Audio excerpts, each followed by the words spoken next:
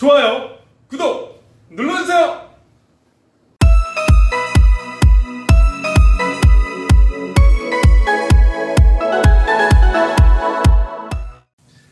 안녕하세요.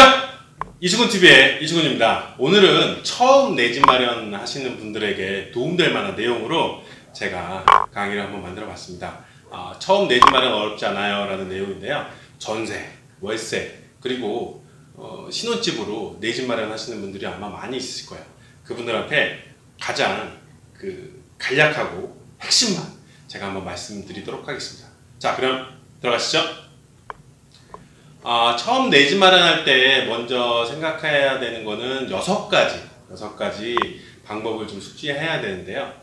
그 중에 이제 첫 번째가 내 상황을 체킹을 해야 됩니다. 내 상황을 체킹하면서 계획을 한번 잡아보시는 거예요. 그래서 계획을 한번 잡아보시고요. 그 다음에는 시세 검색. 인터넷으로 시세 검색도 하고, 뭐 전화를 통해서도 시세 검색을 한번 하시면 되고요. 그리고 이제 세 번째는 뭐냐면 탐색. 그러니까 한번 아이쇼핑처럼 백화점 가는 것처럼 한번 아이쇼핑을 한번 해보세요. 네, 아이쇼핑을 한번 해보시고 그 다음에 여러분들한테 네 번째는 여러분들한테 도움될 만한 믿음 있는 전문가를 한번 찾아보시는 게 되게 좋습니다. 그리고 나서 집을 보시게 되잖아요. 그리고 여러분들이 이제 선택을 하게 됩니다. 선택할 때 유의점을 제가 말씀해 드리도록 할게요. 그러면 6번째 끝으로 이제 계약 테이블에 앉게 됩니다. 계약 테이블에 앉게 되는데요. 그 계약 테이블에 앉아서 여러분들이 어떻게 하셔야 되느냐, 계약을 하기 직전에 구매하기 직전에 혜택이라든지 가격 절충이라는 것까지 하게 되면 여러분들은 처음 내 집을 할 때 아주 어렵지 않게 할 수 있습니다. 자, 그러면 첫 번째부터 들어가 보도록 할까요? 첫 번째 들어가기 전에 제가 유의점을 하나 더 말씀 좀 드리도록 할게요. 제가 이 영상을 촬영하는 목적은요, 집을 내 집 마련할 때는 사실 두 가지의 어떤 관점이 있습니다. 하나는 거주에 대한 관점이고요. 하나는 또 투자에 대한 관점이에요. 그런데 요새 우리나라 아파트가 계속 거래량은 좀 전체적으로 줄어들고 있는데 서울 지역에 아파트들이 계속 올라가고 있으면서 상대적인 괴리감들이 많이 좀 발생이 되고 있습니다. 내 집 마련에 사실은 가장 근본적인 거는 뭐냐면 거주라는 목적이고요. 두 번째 이제 투자라는 목적인데, 제가 여기서 설명드린 내용은 여러분들이 거주라는 목적에서 내 집 마련하는 그런 방법에 대해서 쉽게 설명해 드리도록 하겠습니다. 그것이 저희가 말씀드린 유의점입니다. 투자라는 관점에서는 말씀드리지 않고 거주의 관점에서 말씀드리도록 하겠습니다. 첫 번째 본문 들어가서 내 집 마련 어렵지 않아요. 본문 첫 번째는 뭐냐면 여러분들의 상황을 체킹 한번 해보시라는 거예요. 체킹 어떻게 하실까요? 먼저 종이와 펜을 좀 준비해 주셨으면 좋겠어요. 종이와 펜을 준비해 주셔가지고 여러분들이 원하는 주택의 종류가 있으실 겁니다. 아파트를 원하신다든지, 다세대주택 빌라를 원한다든지, 아니면 오피스텔 이런 것들 원하는 거를 종류를 한번 적어 보십시오. 계획 단계에서는 상관없습니다. 계획은 일단은 잡아보시고요. 계획 잡아보신 이유는 하다가 현실과 또 괴리감이 있어서 수정도 할 수 있습니다. 그렇지만 처음에 계획을 잡고 진행하는 것이 계획을 잡지 않고 진행하는 것보다 더 또 현명하고 또 어떤 가는 과정 속에서 잘 이루어질 수 있기 때문에 계획을 잡고 좀 진행하는 겁니다. 그래서 첫 번째는 주택의 종류를 한번 여러분들 한번 결정을 한번 해보시고요. 두 번째는 원하는 크기.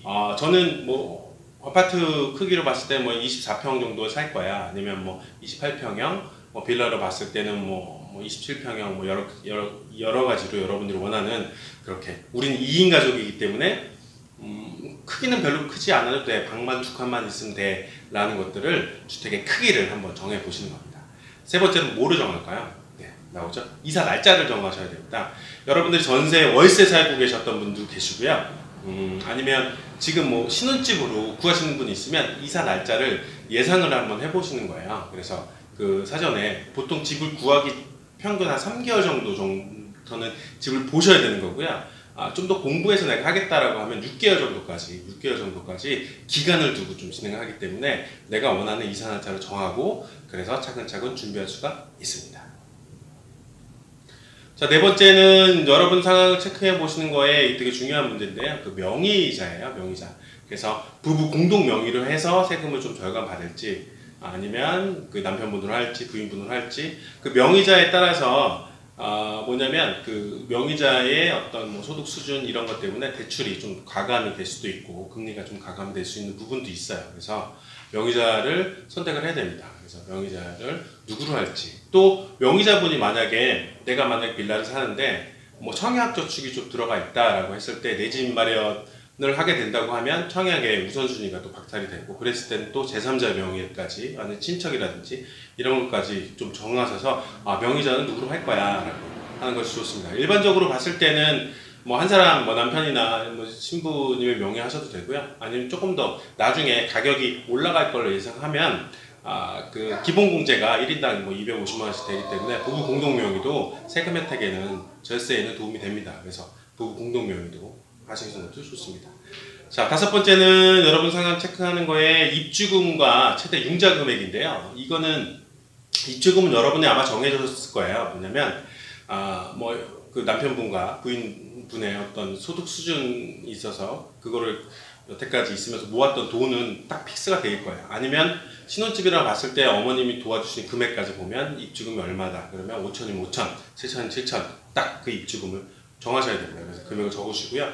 그리고 나서 뭐를 하냐, 최대 융자 금액이라는 건 뭐냐면 융자를 받으실 때 월 납입 금액까지 계산을 한번 해주셔야 되는데, 그거는 계산하기 되게 어렵지 않아요. 뭐냐면 부부합산 소득이 나중에도 설명할 거지만 부부합산 소득의 한 20% 미만, 신혼집이라면 한 15%, 예를 들어 부부합산 소득이 400만 원이라고 가정을 했을 때 월 납입금은 원리금 균등상환으로 요새하기 때문에 월 납입금은 1억에 원리금 균등상환 4.5%일 때 한 50만 원 정도 선이라고 보시면 돼요. 그러니까 1억에 한 50만 원 선이라고 보시면 되기 때문에 여러분들이 소득이 한 400만 원 수준이라고 봤을 때 월 한 80만 원 미만으로 나가는 것이 가장 좋습니다. 그래서 여러분들이 최대 융자 금액은 얼마다, 예를 들어 80만 원 정도면 대략 계산해보면 60만 원, 1억 2천, 뭐 1억 뭐 한 3, 4천 정도 될 것 같은데, 그렇게 여러분들이 금액을 한번 선정해서 하시는 것이 되게 좋습니다. 자, 그리고 얼마 동안 거주하시느냐, 이것도 사실 정하셔야 됩니다. 뭐냐면 그렇게 정하지 않고 했을 때는 집의 위치나 크기나 이런 것들이 완전히 달라져요. 그래서 내가 만약에 이거를 한 10년 정도 예상을 해서 거주하겠다라고 생각하면 그거에 맞는 위치나 크기를 가감하셔야 되는 거고요. 아니면 뭐 3년에서 5년 정도 보겠다라고 하면 그거에 맞는 크기나 위치로 보시면 됩니다. 사실 저는 개인적으로는 빌라를 구매하시는 분들한테는 이렇게 말씀드려요. 빌라가 여러분들의 가는 길의 최종 목적지는 아닙니다. 여러분들이 가시는 거는 사실은 지금은 내 집 마련이라는 걸로 통해서 안정적으로 가족이 행복하기 위해서 거주하지만, 나중에는 여러분 투자까지 겸하셔 가신다고 한다면 뭐 한 10년 뒤, 10년 정도 뒤에는 아파트로 가는 거를 저도 개인적으로 권해드리고 있어요. 그래서 얼마 동안 거주하고 내 그거에 맞는 형태의 집을 구하기 위해서 거주 기간, 내가 어느 정도 거주하겠다라고 한번 적으시면 됩니다. 자, 그럼 두 번째는 시세를 검색하시라는 말씀이에요. 시세는 뭐 아파트나 빌라나 검색하는 방법이 있는데, 쉽게 먼저 인터넷으로 시세를 한번 검색하시면 됩니다. 인터넷으로 시세 검색하는 건 아파트 같은 경우에는 KB 시세가 되게 잘 돼 있어요. 그래서 KB 국민은행 들어가셔가지고 KB 시세 검색을 하시면 그 금액대별, 그 평형대별로 해당하는 지역에 금액들이 잘 나와 있습니다. 그래서 그거 보고 참고하시면 되고요. 단, 요 시세라는 게 실제 거래되는 금액하고 좀 다른 지역도 있고, 좀 높거나 낮거나 좀 약간 다른 거 있으니까 나중에 탐색할 때 그게 갭을 한번 확인할 수가 있습니다. 빌라는 시세를 어떻게 검색할까요? 인터넷으로 사전에 검색을 하려고 하면 우리가 편하게 잘 알고 있는 포털 사이트 있잖아요. 네이버라든지 뭐 다음 여기 들어가셔가지고요. 해당하는 지역의 매물을 한번 보시면 대략적으로 시세가 이 정도 되는구나 라고 보실 수 있어요. 예전 같은 경우에는 네이버 다음에 허위 매물이 되게 많았는데, 지금 실매물을 확인해 들어가서 거의 대부분이 좀 실매물이라고 그쪽에서는 보시면 됩니다. 그래서 인터넷에서 뭐 어느 빵빵빵 지역에 대해서 빌라를 검색했을 때 상단에 뭐 파워링크 나왔던 매물들은 허위 매물이 되게 많은데, 네이버나 다음 같은 경우에는 실매물이 많이 있으니까 여러분들이 그 실제 사전에 시세를 검색할 때 도움이 많이 좀 되실 거예요. 자, 그리고 나서 무엇을 하셔야 되냐? 이제는 전화를 하셔야 됩니다. 네, 여러분 전화하셔야 됩니다. 전화 어떻게 하죠? 참고로 네이버 부동산에 가보시면 여러분들 원하는 지역, 예를 들어 내가 화곡동이다 그럼 화곡동에 대한 그 부동산 전화번호가 다 나와 있어요. 이때 전화는 요령이 있어요. 두 가지로 하시면 되는데, 한 번은 매수할게요라고 전화를 하시는 거예요. 최소 3군데에서 4군데 정도. 네, 그래서 전화하셔가지고 저 예를 들어 다세대 주택 산다고 하면 저 빌라 실평수 한 18평 정도 찾는데요. 그 화곡역 근처로 해서 이 정도는 시세가 어떻게 되나요? 그래서 물어보세요. 그러면 그렇게 한 3-4군데 물어보면 금액이 그 정도 금액은 뭐 2억 한 2-3천 정도 됩니다 라고 해서 몇 군데에서 알려줄 거예요. 그리고 무엇을 하시느냐, 거기서 끝나면 안 됩니다. 그리고 여러분들이 이번에는 다른 부동산에 또 전화하셔가지고요, 이번에는 팔게요 라고 하시는 거예요. 뭐냐면 화곡동 지역 역세권에서 이번에는 제가 어디 근처에 매물을 갖고 있는데, 18평 매물 갖고 있는데 이거 좀 팔고 싶은데 요새 좀 시세가 어떻게 되나요? 라고 물어보셔야 돼요. 그 이유가 있습니다. 뭐냐면 팔 때와 살 때하고 그 해당 지역의 부동산에서 말하는 브리핑과 그 느낌이 완전 달라. 그 갭을 한번 느껴보시라고 한번 사전에 그 시세 조사를, 하나는 인터넷으로, 두 번째는 전화로 한번 확인하시는 것이 좋습니다. 자, 그러면 이제는 사전 탐색입니다.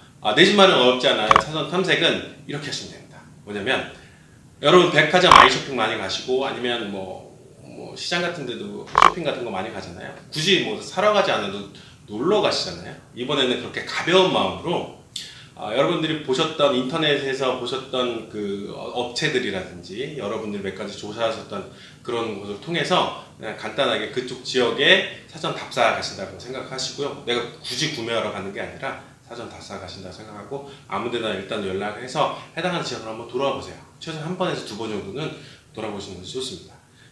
그리고 왜 그렇게 하시냐면 여러분들이 지금 그 전에 여러분들 계획을 세우셨죠. 내가 첫 번째 계획을 세우고 그 다음에 이제 시세 조사를 하셨어요. 그래서 인터넷이나 아니면 전화로 통해 시세 조사한 게 실제로 갔을 때 갭을 한번 확인해 보시라는 거예요. 그 갭을 확인하셔야 이게 내가 여태까지 알아본 거와 실제와 이 정도의 갭이 있구나. 그렇기 때문에 내가 처음에 계획했던 걸 이제는 좀 수정을 할 단계가 필요하게 됩니다. 그거를 한번 느끼시라고 사전 어떤 탐색은 반드시 필수 요소입니다. 그럼 네 번째 뭐 해야 될까요? 네 번째는 그냥 전문가가 아니라 믿음이 가는 전문가를 찾는 게 되게 좋습니다. 처음 내 집 마련할 때 여러분 스스로 모든 것 두들겨 가면서 가면 되게 좋겠지만, 부동산에는 여러분들이 모르는 요소들이 아주 많이 심어져 있어요. 쉽게 얘기해서 여러분들이 지뢰밭을 건너가는데 거길 건너갔던 사람들을 동선이나 누군가 안내자 없이 지나가다 보면 여러분이 잘못하면 지뢰밭을 밟을 수가 있습니다. 그래서 믿음이 가는 전문가와 함께 하시는 것이 좋습니다. 첫 번째 믿음이 가는 전문가라고 하면 여러분 주위에 집을 구하신 분이 있었을 겁니다. 그러면 그분 중에 잘 구하셨던 분들한테 의뢰를 한번 해보세요.